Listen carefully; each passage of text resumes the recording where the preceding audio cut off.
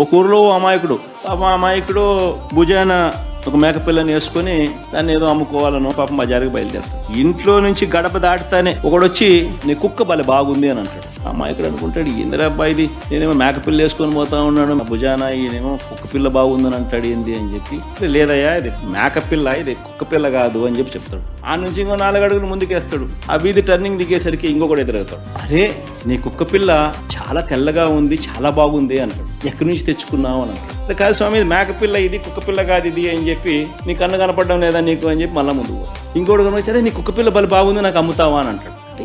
ఏం confusion start అవుతుంది. మళ్ళీ ఆయన తిడతాడు, అరే ఇది మేకపిల్ల అయినా కుక్క పిల్ల కాదు ఇది అని చెప్పి మళ్ళా 4 అడుగులు ముందుకేస్తాడు. ఇంకొకడు కనపడతాడు, కుక్క పిల్లని ఎందుకయ్యా నువ్వు భుజాన్ని వేసుకొని పోతా ఉంటావు, పక్కన నీతో పాటు నడవమంటే నడవదా అంటాడు.